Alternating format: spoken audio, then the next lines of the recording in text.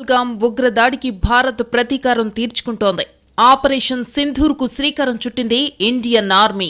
పీఓకేలో ఉగ్ర స్థావరాలపై భారత సైన్యం మెరుపు దాడులు చేసింది. మొత్తం 9 ఉగ్ర శిబిరాలపై భారత దళాలు దాడి చేసి ధ్వంసం చేశాయి. పాకిస్తాన్లోని ఉగ్ర స్థావరాలపై మంగళవారం అర్ధరాత్రి దాటిన తర్వాత భారత సైన్యం మెరుపు దాడులు చేసింది.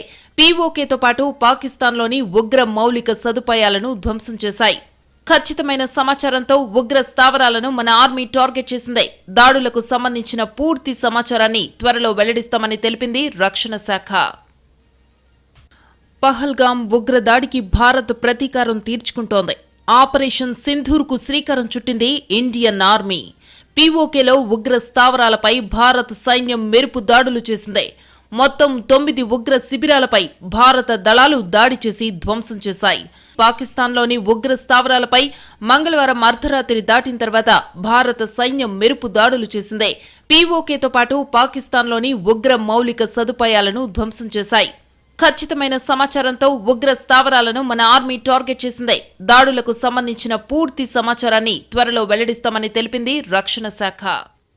పాక్ ఆక్రమిత కాశ్మీర్ లో ఉన్నటువంటి లష్కర్ తీవ్రవాద సంస్థ చెందినటువంటి తీవ్రవాద స్థావరాలపై పూర్తిగా భారత వైమానిక దళం చేసినటువంటి దాడుల్లో ధ్వంసమైపోయి దాదాపు 9 శిబిరాలపై ఈ దాడి జరిగింది. సరిగ్గా 1 గంట 44 నిమిషాలు జరిగినటువంటి ఈ దాడి చాలా యాక్యురేట్ గా, అంటే ఈవెన్ పాకిస్తాన్ లో చాలా లోపలగా ఉన్నటువంటి పంజాబ్ ప్రాంతాల్లో ఉన్నటువంటి స్థావరంపై కూడా వెళ్లి ఆ మేరకు దాడి చేయడం జరిగింది. భారత వైమానిక దళం చేసిన దాడిలో తీవ్రవాద స్థావరాన్ని కూడా ధ్వంసమైపోయాయి.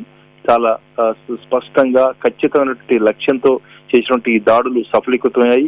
భారత రక్షణ శాఖ మంత్రి భారత మాతాకి జై అంటూ ఆయన ప్రకటన కూడా చేయడం జరిగింది. దాంతో పాటు ఈ దాడిలో మరీ ముఖ్యంగా ఉండాల్సిన ఇక్కడ మనం గమనించాల్సిన అంశం ఏంటంటే, పాకిస్తాన్ రాడార్స్ భారత్ వైమానిక దాడుల్ని ఏమాత్రం కూడా పసిగట్టలేకపోయాయి. అదేవిధంగా దీనికి సంబంధించి భారత్ ప్రజల యొక్క ఆకాంక్ష మేరకు ఏ రకంగా ఈ దాడులు సఫలీకృతమై అన్నది చాలా స్పష్టంగా తెలుస్తుంది. అక్కడ ఉన్నటువంటి ఇప్పుడిప్పుడే వస్తున్నటువంటి విజువల్స్ కనుక మనం చూసినట్లయితే అక్కడ ఉన్నటువంటి స్థావరాలు పూర్తిగా ధ్వంసమైపోయాయి. అదేవిధంగా భారత సైన్యం కూడా న్యాయం జరిగింది ఎట్టకేలకు అని చెప్పి కూడా భారత సైన్యం కూడా ప్రకటన చేయడం జరిగింది. దాంతో పాటు అమెరికా అధ్యక్షుడు కొద్ది నిమిషాల చేసినటువంటి ప్రకటనలో ఇది చాలా త్వరితగతంగా ఈ సమస్య పరిసమాప్తం అవుతుందన్న అంశాన్ని కూడా తన మాటల్లో వ్యక్తం చేయడం జరిగింది. దీన్ని బట్టి అమెరికా అగ్రరాజ్యంగా ఉన్నటువంటి అమెరికా ఏ రకంగా భారత్ కు సంఘీభావం తెలుస్తూ మద్దతుగా ఉందన్న అంశాన్ని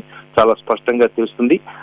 ఈ దాడుల్లో ఏమాత్రం కూడా ఎక్కడా కూడా ఏమాత్రం పొరపాటు లేకుండా చాలా ఖచ్చితత్వంతో చేసినటువంటి దాడులు, వైమానిక దాడులు, 9 స్థావరాలపై చేసినటువంటి దాడులు పూర్తిగా సఫలీకృతమయ్యాయి. అక్కడ ఉన్నటువంటి వ్యవస్థలన్నింటి కూడా ధ్వంసం చేయడం జరిగింది. అక్కడ ఉన్నటువంటి భవనాలు కానీ ఇతరత్ర తీవ్రవాద సంస్థలు చెందినటువంటి మౌలికమైనటువంటి సదుపాయాలపై చేసినటువంటి ఈ దాడిలో ధ్వంసమైపోయి ఖచ్చితంగా 1 గంట 44 నిమిషాలకు ఈ దాడి జరిగినట్లుగా మనకున్నటువంటి సమాచారం బట్టి తెలుస్తుంది. ఈ రోజు ఉదయం భారత ప్రధాని నరేంద్ర మోడీ అధ్యక్షతన భారత భద్రతా వ్యవహారాల కేబినెట్ కమిటీ కూడా సమావేశమవుతుంది. ఉన్నటువంటి పరిస్థితిని సమీక్షించి ఇతరత్ర మరలా ఏ రకంగా కార్యాచరణ ఉండాలనే అంశంపై కూడా ఒక నిర్ణయం కూడా తీసుకునే అవకాశం తెలుస్తుంది. అనేక సందర్భాల్లో పాక్ చేసినటువంటి ఈ కాల్పుల విరమణ ఒప్పందాన్ని ఏ రకంగా ఉల్లంఘించిందన్న అంశాన్ని భారత ప్రభుత్వం ప్రపంచ దేశాలకు తెలియజేయడం జరిగింది. అదేవిధంగా అనేక మార్గాల ద్వారా పాకిస్తాన్ ని కట్టడి చేసేందుకు ప్రయత్నం చేసింది. ఇటు దౌత్యపరంగా, అదేవిధంగా సింధు నదీ జలాల వినియోగంలో ఏమాత్రం కూడా ఆ ఒప్పందాన్ని రద్దు చేయడంతో పాకిస్తాన్ ను ఉక్కిరిబిక్కిరి అయ్యేటట్టుగా చేసింది. ఆ మేరకు భారత్ తీసుకున్నటువంటి చర్యలు సఫలీకృతమయ్యాయి. అక్కడ ఉంటే పాకిస్తాన్ ప్రజలు కూడా సగటు పాకిస్తాన్ పౌరుడు కూడా పహల్గామ్ లో జరిగినటువంటి ఉగ్రదాడిని బాహాటంగా చెప్పకపోయినప్పటికీ కూడా అక్కడ దాన్ని ఆక్షేపించారు. జరిగిన దాడిని దాదాపు అందరూ కూడా దాన్ని అభ్యంతరం వ్యక్తం చేశారు. ఆ మేరకు భారత్ ప్రజల యొక్క ఆకాంక్ష మేరకు ప్రతీకారం తీర్చుకోవాలి, ప్రతి దాడి జరగాలి అని ఏ రకంగా భారత ప్రజలు ఆశించారు ఆ మేరకు ఈ దాడులు జరిగాయి.